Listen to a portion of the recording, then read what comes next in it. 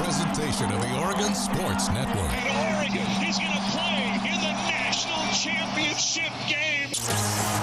Kudos to the fans. We knew we could always count on those guys to show up and make it an unbelievable atmosphere. Our fans are so passionate about our team. He caught it. He caught that ball. That's a touchdown. Three at the buzzer. Whether it be at the Jane or at PK Park or Autzen or MKA or wherever, boy, did they come strong. You're a fan of the Ducks. I mean, you need to get involved with that deal. Top of the arc, 3, 10! Hits one a ton toward the flag. Good! You can just see it in the way they cheer and the way that they get into the game. Probably tells you how special Oregon is.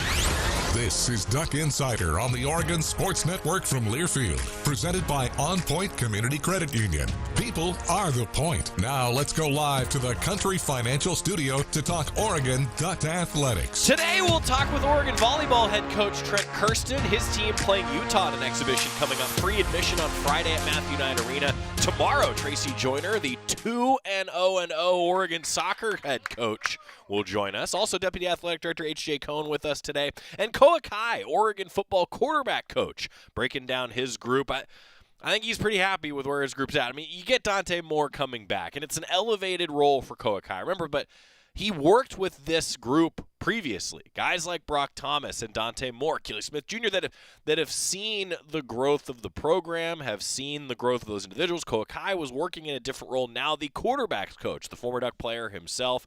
He also has Dylan Raiola in the room. A lot of great things to hear from Koa Ka'ai as interviews continue and practice continues for fall camp. Let's jump in with Koa Ka'ai, the Duck quarterback coach. After watching the tape of the scrimmage on Saturday, just curious some of the things that you liked, some of the things you didn't like from the quarterback position.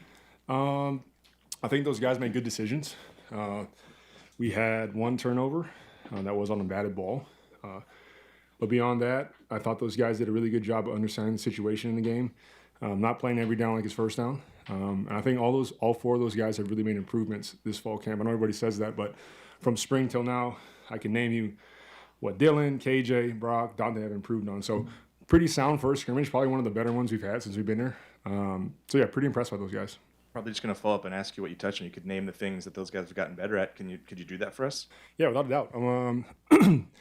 You know, with Dylan, I think first 6 months getting acclimated to this place, he's finally settled in. He's really improved his pocket movement.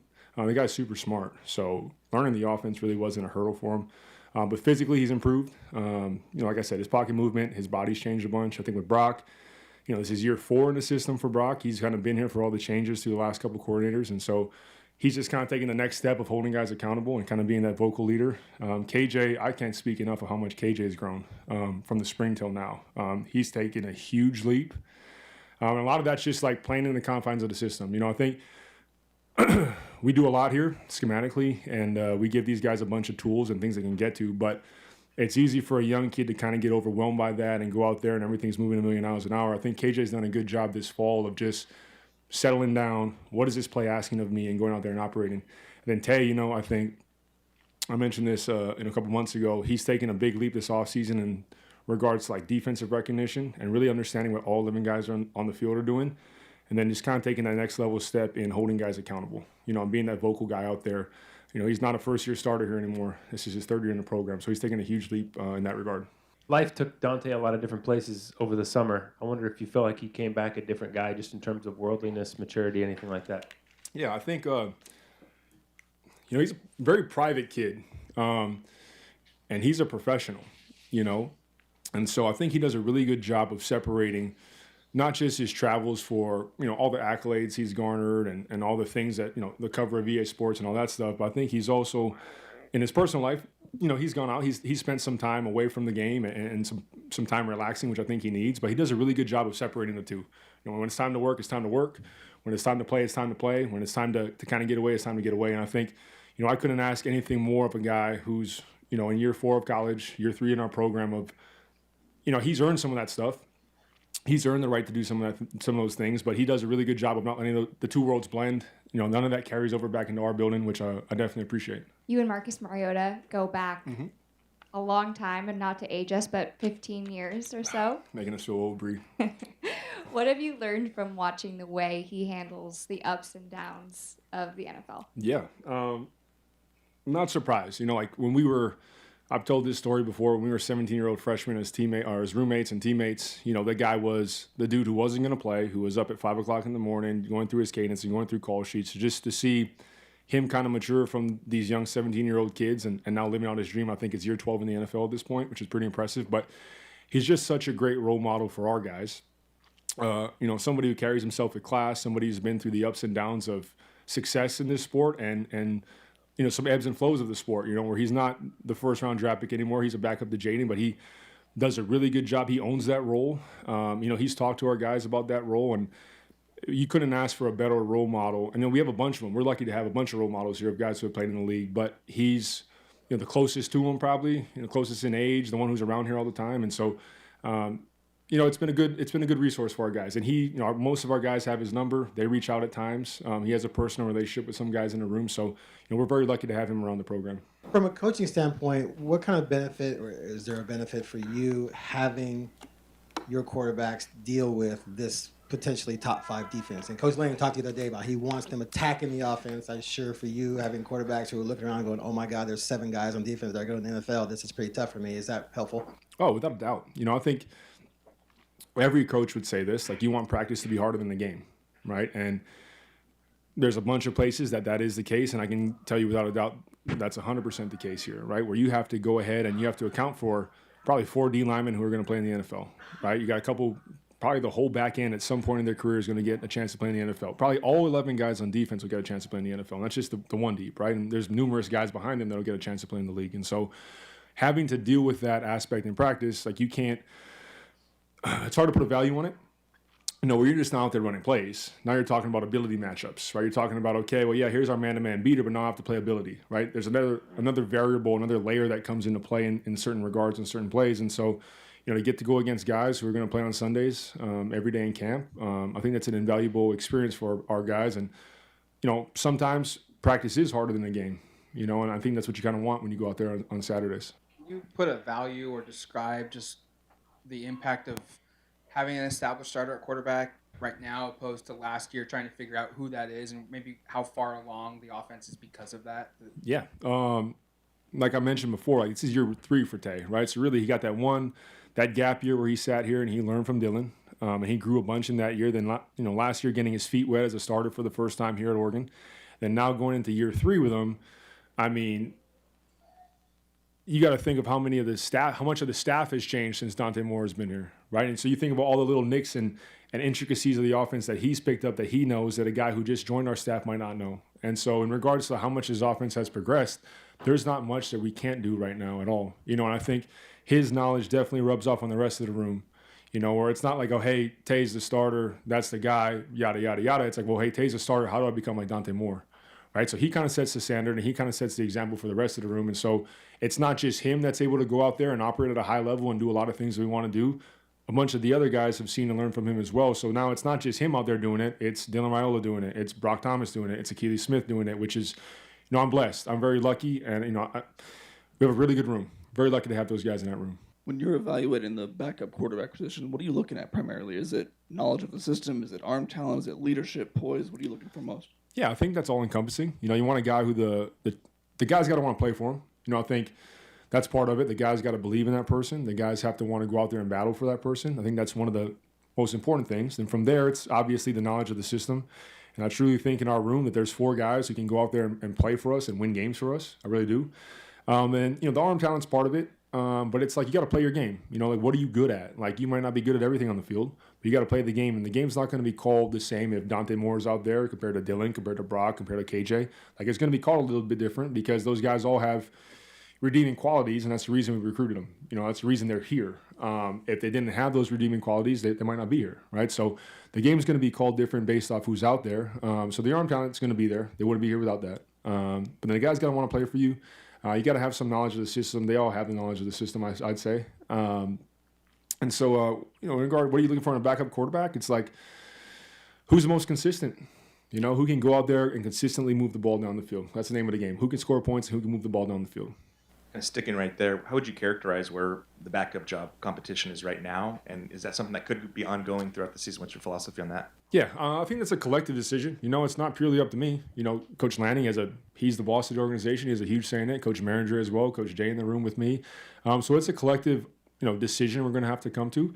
Like I just mentioned, like all three of those guys bring something special to the table. Brock, year 4 in the system. The guy knows everything we've done here. You guys watched him go out there and beat Wisconsin last year, right?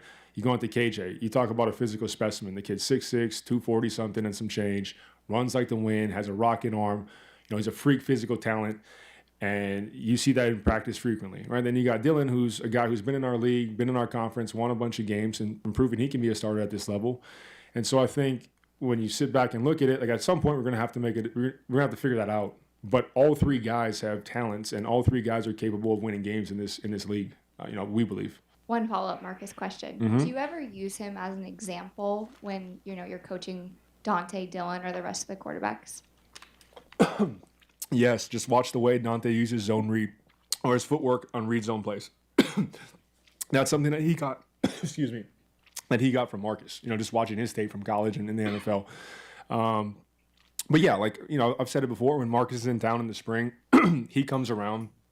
Those guys get to work with him in the Mo at times. He'll pop into meetings. He's a resource to be around. We'll pull up some film when he's in the game, some of his game tape and stuff. But yeah, it's when you walk in this building, what do you see on the first floor? You see the Heisman, right? And he's the only one here who's won that thing. And so anybody who comes, every kid we're recruiting nowadays, they know Marcus Mariota. Everyone knows Marcus Mariota, right? Every kid in this, 16 to 25 grew up watching him play.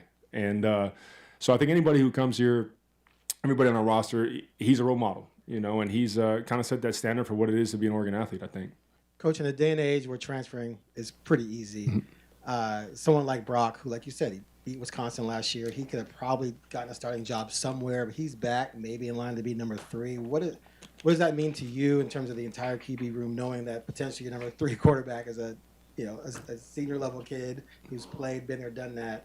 That seems like a big luxury in this day and age. Oh, I think anybody on our staff would say we're extremely blessed. And I people might hear his coach speak, like, oh, you got 3 or 4 guys that can win a game. I truly believe that, right? And to your point, the guy went out there and beat Wisconsin for us last year, right? People forget that was a really close game when he went in the game. It was dumping rain, and he went out there and won it for us. And so that's a testament to the kid. That's 100% a testament to Brock Thomas and who he is as a person, and a testament to the room. There's really no dissension in that room. There's no fighting. There's no I don't want this guy to play well. I want, just so I can get another shot or I can get another rep or another rack. Those guys truly go out there and support one another. And I just can't say it enough. We're beyond lucky to have that kind of talent in that room in today's day and age, when it's so easy to get in the portal and go somewhere else and play, right? Because it's speculating, but yeah, the guy could probably play other places, 100%, and so we're lucky to have him here. He loves Eugene. He's a Eugenian through and through. And we're lucky. We're extremely lucky to have him. Specific to KJ, do you recall, whether it was spring, whether it was meetings you guys had at any point in the offseason, certain skills, certain attributes emerging that it felt like, okay, all that physical ability you talk about, he's learning to harness it, he's using it the right way. What sorts of things emerged? Yeah. We've always known he had the physical talent. I think through this offseason, he's done a really good job of creating a routine for himself of how he can study and what works best for him, right? And I think he's figured out, hey, what works for Dante Moore studying-wise, and that might not work for me. What is the schedule and the routine that I need, And so for him, it's hey, he goes into his guest room at his place, and he has a whiteboard in there, and he draws up the install every night. That works for him, And then when we're on the road and we're out there, running about the country, Jay Johnson's done an amazing job with these guys and an amazing job with KJ getting him prepared, and you can see through camp all that work that he's put in the offseason since the spring game until now, and he can see the fruit of his labor now, So it's a testament to the kid. It's a testament to the rest of the guys that are around our room helping us out. And Jay has been a huge asset for us in that room, and you can see it in KJ's performance. You mentioned the growth in leadership that you've seen from both Dante and Brock. Just curious, is there any specific leadership trait that you specifically look for out of your quarterback and that you think sets your quarterback apart from another? Yeah, I think you need to be authentic, right? It's whatever you are, or if you're a lead from the front kind of guy, if you're a quote-unquote lead by example kind of guy, Whatever that is, you have to be authentic to who you are as a human, I think, right? And so there's not one particular type of leadership style that we look for.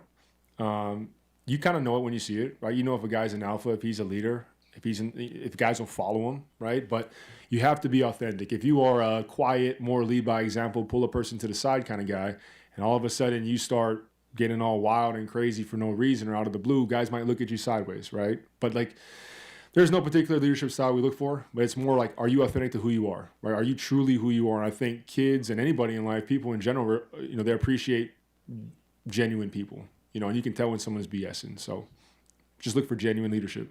When the 5-for-5 rule got announced, how does that impact how you use backup quarterbacks throughout the entire season? I know obviously scoring situation is the most impactful for your group, but right. When that's not in play anymore, how can that benefit a quarterback when you're not having to worry about juggling red shirts like you have the last couple of years? Man, I'm not sure. I guess time will tell, right? I'm sure there's some benefits of the 5-for-5. I'm sure there's some benefits of keeping it the old way with red shirts available. You know, I don't think kids want to play. I think that's the bottom line nowadays, right? Kids want to play, and kids want to play faster than they ever have. So I'm not sure exactly how to answer that. I guess we'll see. You know, this is the first year of it. We're a couple months in, or whatever the timeline is. But we'll see. You know, in about a calendar year, we'll see if that's been there's any benefit for the 5-for-5 or there's any shortcoming of the 5-for-5. Talked earlier about how the way you call a game if a backup goes in will be different based on their skill set. Do you know going into each game who the backup will be, or will the game circumstances kind of change? Say you're up 30, you put someone in, or Dante has to come out in a close game, you put someone else in. Does that change, or do you kind of have a set guy going in each game? Yeah. Like, again, not to be cliche, but it's got to be a collective answer in the organization, right? Coach Lanning, Coach Maringer, myself, Jay, all the people included in that, all the stakeholders. But I'm sure it differs at places, but you kind of got to decide who it's going to be, I would think. You know, you kind of want, the team has to know for some continuity purposes, for rep purposes, right? You talk about, you know, Breeze asked about Marcus, you know, he talks about how he doesn't get many reps in the NFL, right? And a lot of his reps come behind Jaden, right? A lot of his reps come on the VR in different ways than traditionally getting reps out there behind the second group, right? So with that being said, you have X amount of time in a week, you have X amount of reps in practice, you have X amount of time you can meet with these guys. And so you kind of, you know, you got to establish who that's going to be. And at some point we're going to do that collectively as an organization. But yeah, and that's kind of where we're at with that whole deal. That's Koa Ka'ai, the Duck quarterback coach. He met with the media yesterday. Tons of interviews as we continue fall camp, our tour. Next guest, Deputy Athletic Director H.J. Cohn is in the Country Financial Studio. No word on if he has a pen. Keep it here on the Oregon Sports Network from Learfield. As a local community credit union founded by teachers, OnPoint is committed to supporting the students and faculty at the University of Oregon. And on game day, we're right there with you, on the field, in the bleachers, and in the classrooms. Drop by one of your local branches today and discover the many ways OnPoint can help support your financial well-being. OnPoint Community Credit Union. People are the point. Federally insured by NCUA. Equal housing opportunity. We know you turn to the Duck Store for all your game day needs. And for students at the University of Oregon, it's even more. Class supplies, jobs, a seat on our board, a place to take a quick coffee break. Because we're your student-first, non-profit college store, every purchase you make directly supports the very community we serve. From working at our counters to studying in the classroom, from directing our stores to cheering in the stands, the people we serve, the students, are the very people who are the Duck Store. Duck Insider continues after this timeout on the Oregon Sports Network from Learfield. We asked parents who adopted teens to share their journey. When I met both of them, it was like my missing pieces were found. Like it was just like an instant, these are my kids. If you're considering adopting a teen, just do it. Kids need families. I don't care the age, everybody deserves a family. Learn about adopting a teen from foster care. Visit adoptuskids.org to learn more. A message brought to you by Adopt US Kids, the U.S. Department of Health and Human Services, and the Ad Council. My name is Teresa Barber. I was in the United States Navy, and I served overseas in the Middle East and Africa. Early on in my career, I had a commander that taught our suicide prevention training, and the very next day, he took his own life. 90% of suicide attempts involving a gun are fatal. My way of continuing my service is to help protect my community by being a responsible gun owner and by storing firearms safely. Store all your guns securely. Help stop suicide. Brought to you by End Family Fire and the Ad Council. I left my heart in Oregon. Oh, I left my heart in Oregon. Yeah, I left my heart in Oregon. He has a pen, don't worry, folks. H.J. Cohn, Deputy Athletic Director, is in the Country Financial Studio. This has been a long-running thing now, like a year. We have yet to figure out who left this pen on the desk here in the studio. We know it wasn't H.J., but he's got one. He's ready to go. And it's a great pen, by the way. How often do you use your pen these days? Like you writing down Post-it notes to yourself? Do you write on your hand ever for reminders? No. That's in the Notes app on the phone. Got it. So you've gone digital. Yeah. That's a quick hitters. Like those are tasks. They got the little circles so you can check them, knock them off the list. But the pen is used often. You're a to-do list guy, aren't you? Absolutely. Yeah, you like to check things off. I don't want to forget things. What was on the to-do list over the summer? That's a great question. The to-do list. Well, work. I mean, summer slows down. I would say maybe not even summer, but July is our quote-unquote slow season, right? And then you're getting there, and especially with us because you look at June, right? You have NCAA track and field championships. Then we go into graduation, which athletic department plays a role in. And then we have kind of our capstone golf fundraiser event. And then we even had at that time, Banana Ball, rather. Yep. And so you're really talking all the way to July. And that 4th of July weekend is kind of when you're like, okay, get a little breather, downtime. A little. And then you start to get through July, and then you start thinking like, okay, well now I'm now on the tail end, and I got to start thinking about it. So.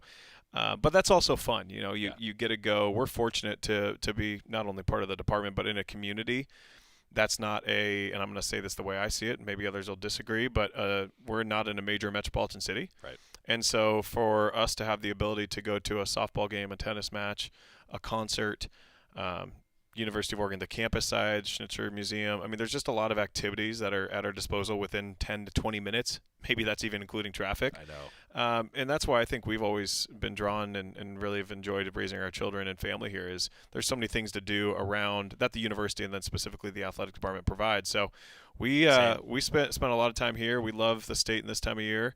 And now we're back at it, and there's certainly a buzz in the air with the fall sports kicking off. I was talking to somebody earlier today, H.J., about the fact that there is the buzz. The Ducks are number 2 in the preseason poll, and all these preseason accolades come in for the players. And I often have to check myself because we're in the Oregon bubble, right? To your point, we're here, right? It's nice to stick your head up out of the foxhole every now and then and realize, there's a lot of people that are all over the country that are pointing to this place and saying, hey, it could be a special year around these parts. Yeah, and listen, at the end of the day, I'm put coach talk on. You want that. That means on paper you've got some hay in the barn. I said that in the and so I think you'd rather take that, and sure, there's challenges that come with that, but you'd rather be in that position than the alternative. Right. I certainly, from 100%. A fundraising and ticketing perspective, want to have some excitement around the program on any of our programs versus the alternative. That's right. How's ticketing going? Good. Really good. I'm going to say we're under 300 season tickets left available, which might seem like a lot, might seem like a little. But for the most part, we've been able to maintain, and even if we've had people that don't ultimately renew, whether they're leaving town or just unable to make as many games, we've seen kind of a wave of people, new season ticket holders come in. So we're feeling pretty good about season tickets as a whole. Our mini plans are looking really strong. And then single games are trending well. So we're, I don't want to say we're taking it one game at a time because we look at the whole season, right? And you're looking at trends year over year. How do they compare? And then planning ahead. But I tell you right now that home opener against Boise State for football at least is going to be rocking. Stripe out at Autzen Stadium. Yep. All the details are on GoDucks.com. One of the many promos over the course of the entire season. You mentioned looking at the season-long approach, right? Well, here's our opportunity again to say season tickets are a big part of what makes everything go around here, but it's also a heck of an investment. And if you're going to have a good season like we anticipate, sometimes those single-game tickets get a little expensive at the end of the year. Well, call it the last 3 years, let's just say, when you look at the cost of a single game ticket over the course of 7 home games versus what a season ticket would have cost, we've done the homework. There's a clear discount if you do that. The additional aspect that I think people, and this is new, relatively new for us, is when we joined the Big Ten, we got I think it was a 5-year matrix of we knew who we were going to play home and away. Not necessarily the weekends. That comes out later on. And then we know our non-con for the most part in the foreseeable future. So as a customer, you can probably sit there and say, okay, well, if I give all my tickets this year and knowing we have in this case, Michigan and Washington and some notable names and Boise State, even for that matter, coming, and that's part of your season ticket package. I think that really helped the psychology from a customer buying experience. Interesting, yeah. And saying, I'm actually going to make a commitment to this. If assuming everything goes well, I want to make a commitment. I'm committing 3, 4, 5 years and going to renew my tickets, or even continue to move my seats around within Autzen Stadium. So I think our season ticket base is really healthy because there is so much benefit to securing your season ticket on a consistent basis versus maybe I'll do it, maybe I won't. And so we've actually seen our single game inventory go down over the years because of our season ticket base increasing. And like I said, there's a point where we're capped. We can't sell any more season tickets. And everyone's like, well, it's 40,000 or whatever the number is. Well, you got to factor in student section, marching band, away team, internal holds. Like there's things that get to you to that 54,000 plus pretty quickly. So season tickets always been the best way and will continue to be the best way from an efficiency standpoint and the best ROI. I think that's a really interesting point, too, about knowing the opponents. That's something that I enjoyed, right? Like, I like knowing, hey, this is where we're going to go this year and who's going to be here. And it's funny, like, certainly every program, for the most part, goes through ebbs and flows, right? And you never know what the teams are going to look like. But you got some staying power with some programs, Oregon now being one of them. And it's still going to be a little bit until every Big Ten team makes a trip to Autzen Stadium. Which I'm looking forward to when we can finally say, okay, everybody else in the Big Ten, you've been to Autzen. What'd you think? So far, the returns have been pretty cool even for the road team. Yeah, and I would say, when we have a visiting team, particularly a conference opponent that is coming to town, I just curious, more of even a personal standpoint, talking to them. What's your experience been? Same. Or talking to some counterparts after the fact that they've made the trip, like what was your experience like and what are your fans saying, your supporters saying? And I would say, and this is not a pitch to season ticket holders by any means, but it's a kudos to them. Autzen Stadium is special. Certainly we want to put a good product and entertainment, something we can all get behind and be proud of. And that's really on the team. And fortunately, with Coach Lanning's leadership, I think we've done a good job of that. But additionally, what makes Autzen special? It's not a 100,000 person stadium. It's not a 30,000 person stadium. It's kind of that sweet spot we like. Autzen is notorious, and for the long-time season ticket holders, it's we're proud of it. It's a tough place to play, and we're going to try and keep it that way. We want it to be rocking. But 2, it's 7 Saturdays. And that doesn't, in real time, the build-up, whether you're driving from out of town or the tailgating and prepping for that and talking to your friends the week, who's on food duty this week, who's on drink duty, it's a big to-do, I get it. But it is, at the end of the day, 7 Saturdays, and those go quick. And then, you get to the off-season, and people are like, I can't wait to get back into Autzen. I can't tell you how many people I heard from that went to Banana Ball or Zach Bryan said it was so fun just to be back in Autzen. And it wasn't a football game, but it was so fun to be back in Autzen and just being around that. And so I think when you look at, the commitment we talk about from season ticket holders, again, a huge thank you to them. But then even the single game buyers, if you can't commit to a season-long ticket or those 7 Saturdays, is what's those 1 or 2 games on a mini plan? What's that single game that I know I'm going to say, there's only 7 of these a year, and they are pretty special. Certainly can understand and appreciate watching on TV, but there's something special about being in Autzen Stadium with your friends and family. All going in the same direction. Community event. And we were talking about this coming back from the summer break here on the show, that you had Banana Ball. You mentioned like the concert with Zach Bryan, and suddenly you get those extra community events. Back to how you started this conversation. That's a big deal living around here. All right, we're going to get time out. H.J. Cohn, Deputy Athletic Director with us. Men's basketball. That's right. He's got a smile on his face and he's pumped. Nodding. We're going to talk about that next on the Oregon Sports Network from Learfield. Jan on the street. Hi, it's Jan from Toyota. Summer's not over at the National Sales Event, so I'm taking to the streets to see how people are keeping summer fun going with a new Toyota. Excuse me, sir. How are you making summer last longer with your Toyota? Dropping my BZ to the park to play kickball with friends. Kickball is life. Love the passion. Jan on the street. Event ends August 31st. Dealer inventory may vary. See your participating Toyota dealer for details. Toyota, let's go places. As a local community credit union founded by teachers, OnPoint is committed to supporting the students and faculty at the University of Oregon. And on game day, we're right there with you, on the field, in the bleachers, and in the classrooms. Drop by one of your local branches today and discover the many ways OnPoint can help support your financial well-being. OnPoint Community Credit Union. People are the point. Federally insured by NCUA. Equal housing opportunity. Duck Insider continues after this timeout on the Oregon Sports Network from Learfield. This message is for Shauna, my mom who just finished her high school diploma. I wanted to say I'm so proud of you for finishing school. You taught me it's never too late to achieve your dreams. I hope to make you as proud as you have made me. When you graduate, they graduate. Finish your high school diploma for you and for them. Visit finishyourdiploma.org to find free and supportive adult education centers near you. Brought to you by the Dollar General Literacy Foundation and the Ad Council. Don't act like that. Don't wear that. Don't think that. I've heard everything you tell yourself every time you felt different. And I want you to know that you can be vulnerable and powerful. That taking care of your mind is taking care of everyone you love and who loves you. Love your mind. Find mental health resources at loveyourmindtoday.org. Brought to you by the Huntsman Mental Health Institute and the Ad Council.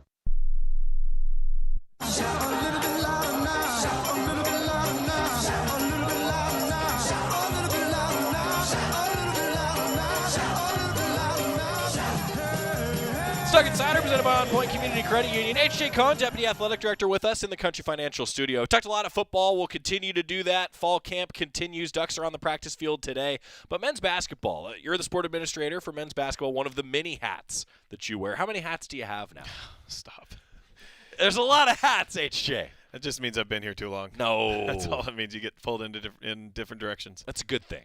It's a good thing. I enjoy it when that happens. But in all seriousness, I think there's a lot of great vibes around the men's basketball program right now. They just got a chance to go on one of those foreign tours. Doesn't happen all the time. Every few years, teams get to do a foreign tour. Ducks went to Canada, took care of business, won 3 games, get some extra practices as a result, and that comes at a good time when you got a lot of new faces on the roster. Yeah, I mean, that was, when Coach Altman called Rob and just explained the why, it was a no question. Like, yeah, we want to do this. We want to support you and make this happen.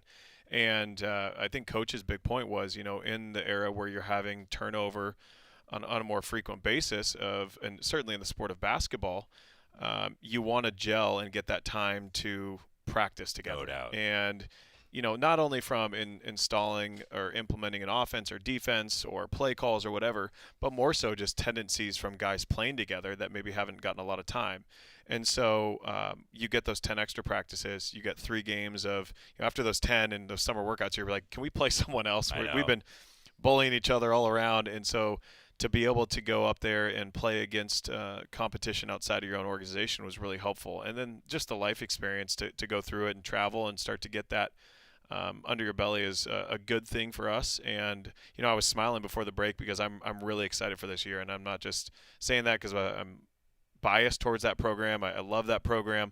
But the athleticism and the small snippets I've seen is exciting, and getting some shooters in the building. So I actually am really, really looking forward to seeing what this team can do. And then even in the handful of practices I've gone through or workouts, the guys really are getting along and they want to be coached. And when you have a Hall of Fame coach and they want to listen and buy in, that's why I'm just so bullish this year. Well, here's something that'll make you smile. I just talked to Luke Jackson today, and I said, Luke, how you feeling? He goes, and it was an open-ended question. Yeah. I wasn't asking him about Oregon men's basketball. Just, hey, Luke, how's it going? How'd you sleep last night? It could have been. Feeling a little groggy. And then he just said, Joey, I'm really excited. I like this team. They're intriguing.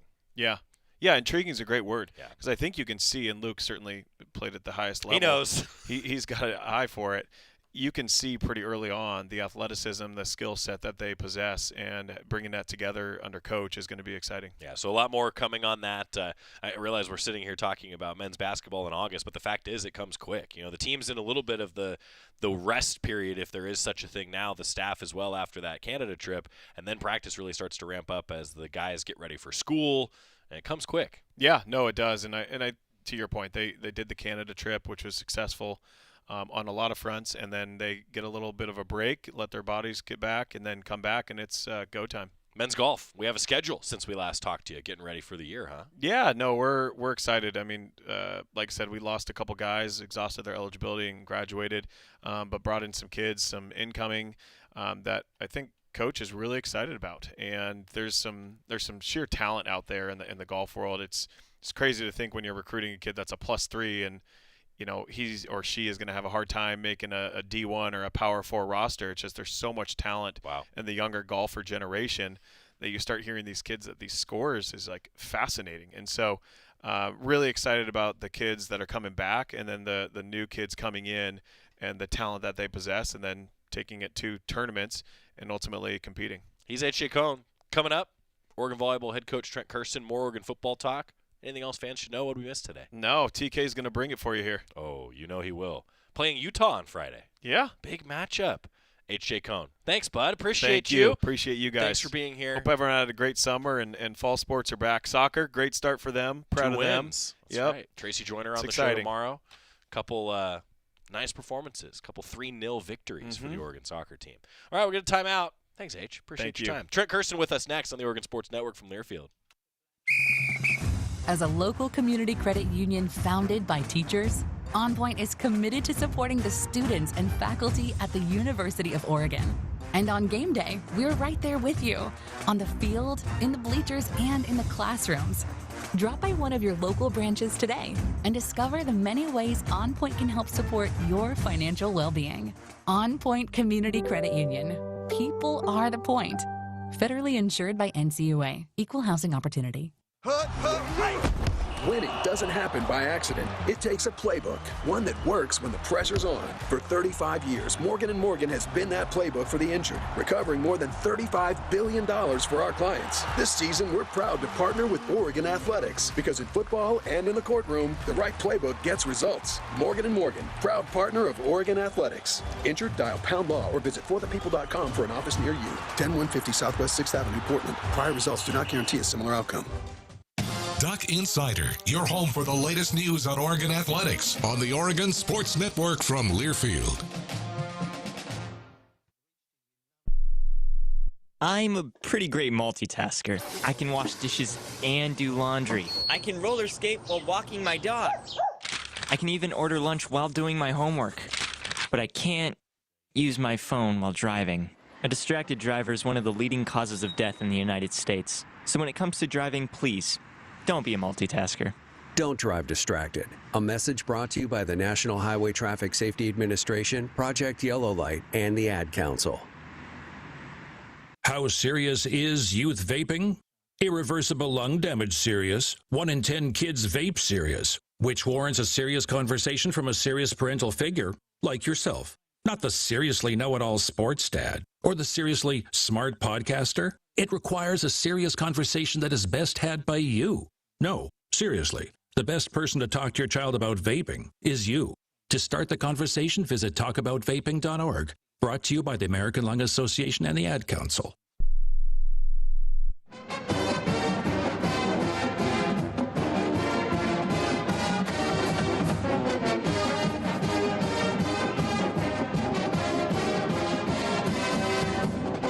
Now the show really begins. Oregon Volleyball head coach Trent Kersten is in the Country Financial Studio, and we have a game to talk about. Coach, it's great to see you. Let's go. How are things? Dude, I just got to say, I love the juice that you bring. We try. It's incredible. We try. Your energy, I love it. Well, look, you all have to bring it at practice every day. Yep. Right? And then you got to bring it when you're out on the recruiting trail. I mean, you've always got the energy. So I've always felt that it is the least I can do for the 15 minutes that you give us and the fans every week to really bring it for you. Well, you crush it. I don't care what they say about you. You crush it. Well, thanks. You're nice to lie like that. Green and yellow scrimmage, though. It's always fun when we get a chance to talk about being back at Matthew Knight Arena. Utah exhibition coming up on Friday. We'll cover all of that. But how was was it to just be back at MKA, play in front of some fans again? Yeah, it was great. It was awesome. We got to try a couple different lineups. We got to see some people, perform or not, and I think go through that and go through the learning process, go through a full scout on the other team. There was so much good that came out of that, and so super proud of what they brought and how they came, and thanks to everyone that showed up for us. Yeah, well done to the fans. I am curious. I mean, you mentioned one of the first questions I was going to ask you, which is just the rotation, right? Like, you start to get a feel for that at this point, don't you? Yeah, I don't think it's fully decided yet. I think we'll have some of those decisions going into the week. Probably so we'll have some type of look versus Utah this Friday. Yep. Looking at a couple things still. How does that matchup then help inform what you're going to do? Because it's one thing when you're playing against each other like you have been in practice, right? How much does an exhibition against Utah do? I think you get to defend against different systems, and as much as you try and prep for that, in something like we call it a ball setter, ball hitter. It's like a defensive scheme where you're trying to defend. Like maybe it's slide to go, and maybe we don't do that in our gym, and so there's always just like a couple curveballs that you're going to get to see when you're playing someone new, and I think that's just really good for us, and really appreciate Utah making the trip out. It really helps us for getting to be at home for a little longer, especially with our Big Ten travel. Well, I was going to ask you how it comes together. How does something like this come together? Just, hey, Coach, you want to come out here? Yeah, well, Alyssa Dorico was named the head coach, I think, in the spring, in January or something like that. And she's been one of my best friends for just the longest time. And so, we were talking about it, and we threw the idea around a little bit, and eventually we'll return there for an exhibition or maybe a preseason actual, counting game. And just wanted to get an extra home game, an extra event in Matthew Knight, and I think this was just a great opportunity for us, especially because I know they're not in the AVCA poll. I don't know exactly where they are, if they're receiving votes or not, but they should be. They're going to be really good. I think by the end of the year, I think they're going to be a top 20 team. Well, I was going to ask you about that because the competition level, you hear things like an exhibition, right? And it's like, oh, well, sometimes that's the Power 4 team just beats up on somebody, but this isn't that, right? Yeah, this is a big time opportunity for us, and I think it's just a chance to go show what are the things that we need to do to play at a top 20 level. We've talked a lot about your roster. We kind of covered the roster, and I know we asked about the rotation, but I did want to revisit with you just that leadership component, because now you're kind of into the dog days of training camp heading into the season, aren't you? Just tell fans about some of your leaders and what you're seeing from them. Yeah, I'll start with our three captains in Marina and Cam and Val. And I mentioned Val, I think, last week of just if you could pick your daughter to have someone's work ethic, it would be Val. Yeah. And the other exercise that we're trying to do is, if Val is the ultimate truth teller, she says it like it is, like she perceives it to be.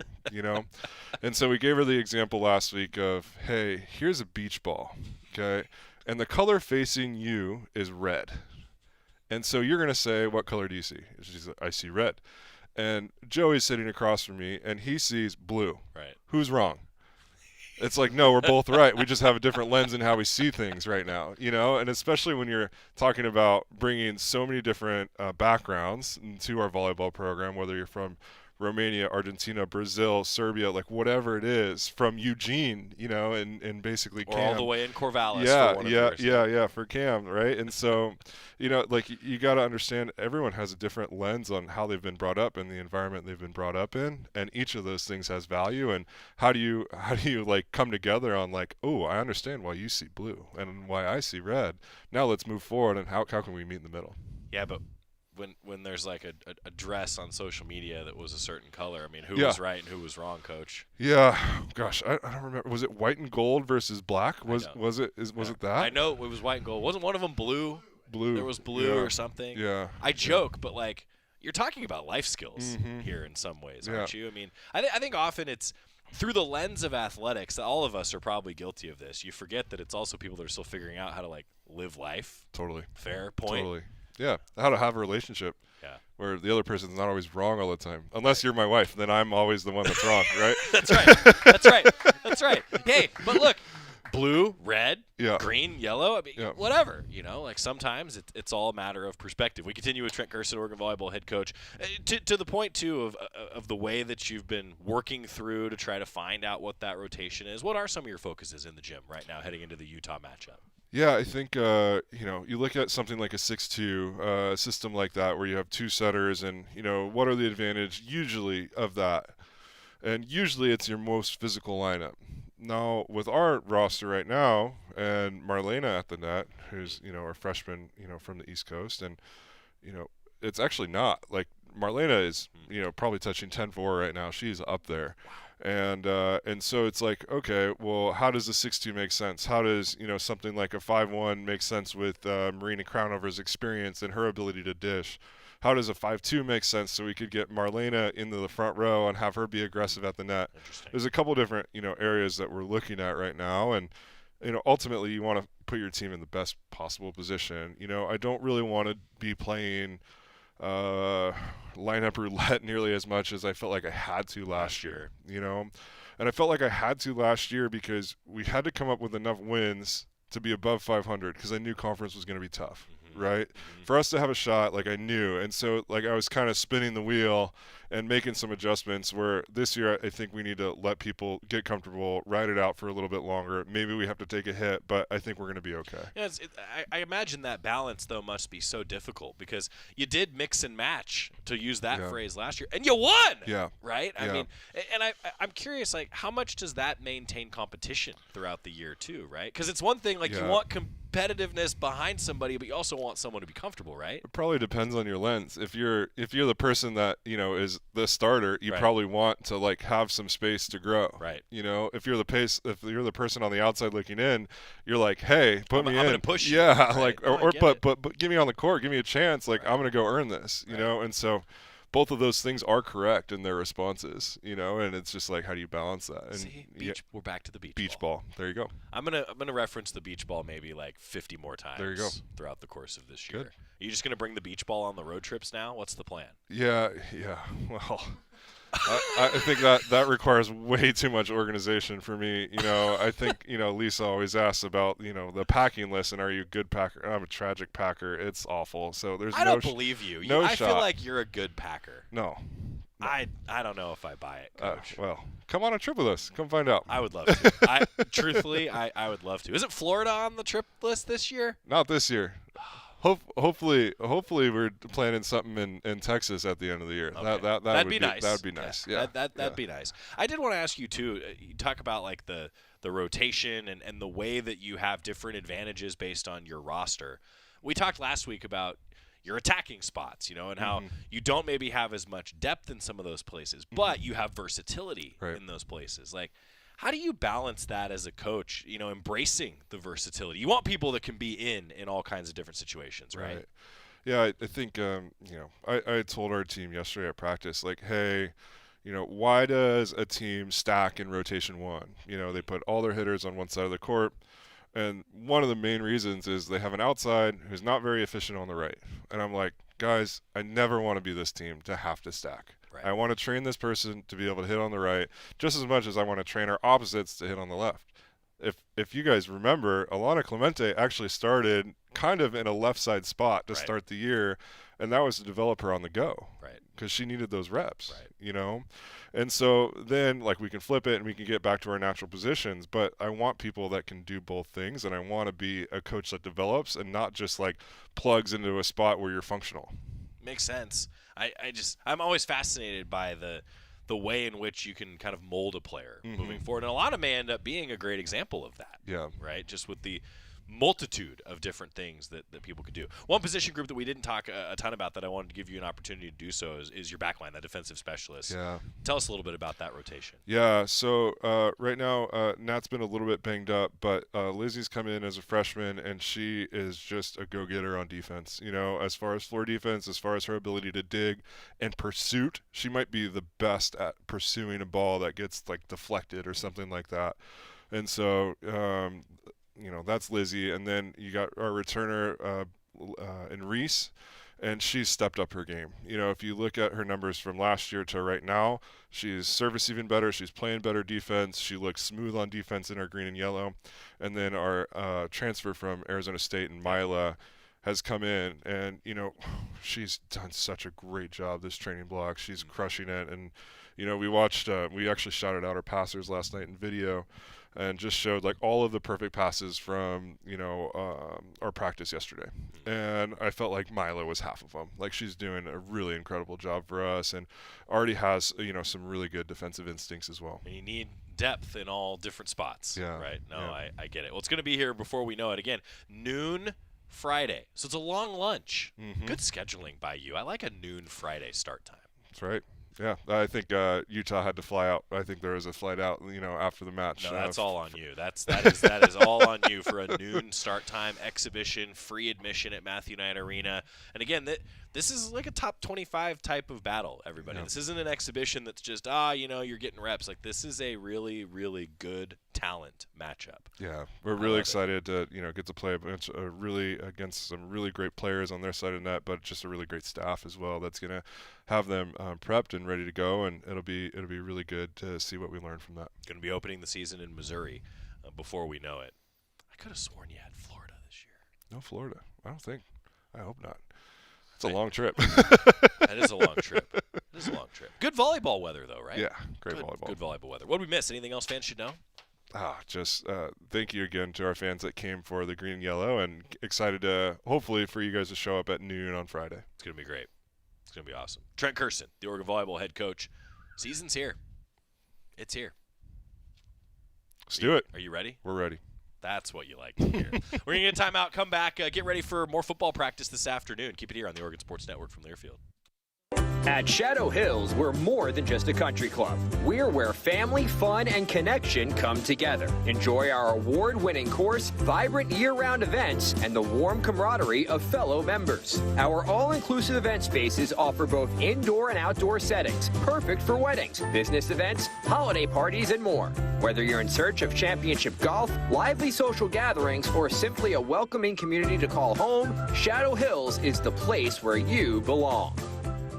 Hey Duck fans, at Country Financial, they make insurance easy. Whether you're shopping for home, auto, or more, their representatives will take the time to understand your specific needs and explain what options work best for you. Worry less and feel more confident knowing you're covered. Visit countryfinancial.com to get started today. Experience more with Country Financial. Auto and home insurance policies issued by Country Mutual Insurance Company, Country Preferred Insurance Company, and Country Casualty Insurance Company, Bloomington, Illinois.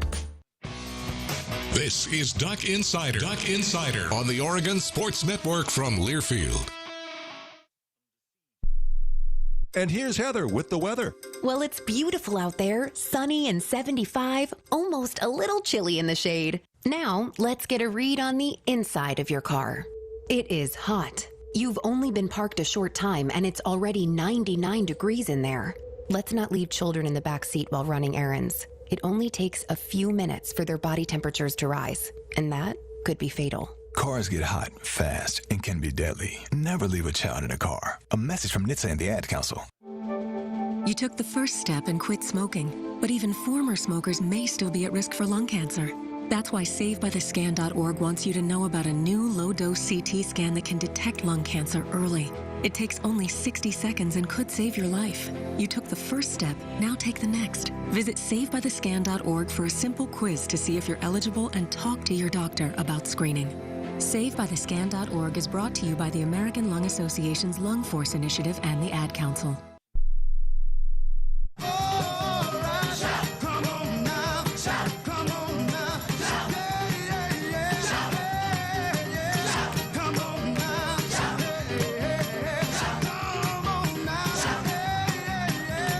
Insider presented by OnPoint Community Credit Union. Joey Mack with you here in the Country Financial Studio. Heard from quarterbacks coach Koa Ka'ai.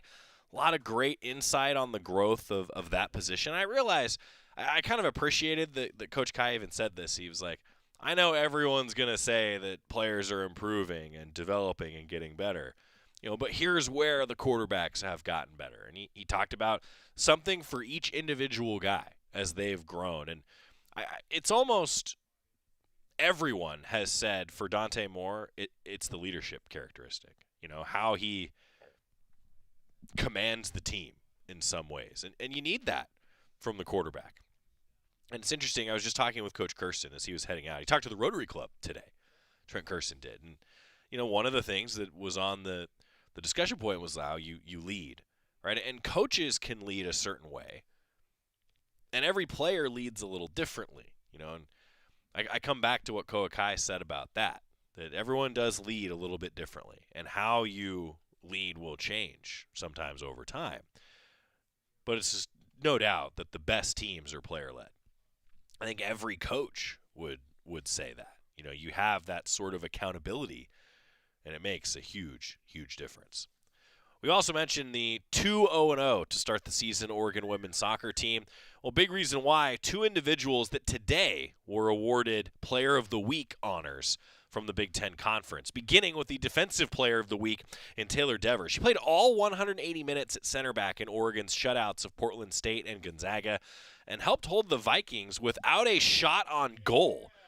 Bulldogs only had 4 shots on goal. Taylor Dever was the only player, again, that played both matches fully. The Ducks were able to go to their depth. Outscored the first 2 opponents 6-0. Pretty good weekend to start things off for Oregon soccer. And then similarly, on the other side, Big Ten Freshman of the Week, Shiloh Baird, posted 5 points, 2 goals and assists in the Ducks' 2-0 week. Found the net in the 65th minute against Portland State. That was her first collegiate goal for the freshman. And then scored in the 48th minute against Gonzaga. The first Oregon rookie to score a goal in both of her first 2 matches in 25 years. Shiloh Baird with a great start to her Oregon career. We're going to talk with Tracy Joyner, the Oregon soccer head coach, on the show tomorrow after her team's great start to the season. Now they hit the road to the Bay Area. A couple teams that are routinely very good, beginning with Santa Clara on Thursday, a squad picked to win their conference. Could be a big result for Oregon women's soccer this week. To Oregon football once again, Oregon sophomore Jordan Davison was announced today as one of 60 players on the preseason watch list for the Doak Walker Award. It's presented annually to the nation's most outstanding running back. Davison was excellent as a true freshman, led Oregon, and he tied for second in Oregon freshman history with 15 rushing touchdowns. Again, 15 rushing touchdowns for a freshman. You know what I was surprised at, though? Is the fact that De'Aaron Hill was not on that preseason watch list. And I realize that maybe it's a little bit of, it's that running back from Oregon, and you sort by touchdowns, and you go, okay, well, Jordan Davison's going to be the guy that the Doak Walker group picks. But I admit, my eyebrows kind of furrowed a little bit when I read only Jordan Davison, not De'Aaron Hill, on that preseason watch list. Interesting. If you missed it earlier today, Meet the Flock episode 7 dropped on the Oregon football social media channels, the Go Ducks YouTube, where you might be watching Duck Insider right now. Defensive line and outside linebackers on the new episode of Meet the Flock. Tomorrow, we'll break things down with Tracy Joyner. Dusty Hara is going to chat with us. More Oregon football interviews. We'll see you then. In sitcoms, when someone has a problem, they just blurt it out and move on. Well, I lost my job and my parakeet is missing. How was your day? But the real world is different. Managing life's challenges can be overwhelming. So, what do? We get support. The Huntsman Mental Health Institute and the Ad Council have mental health resources available for you at loveyourmindtoday.org. That's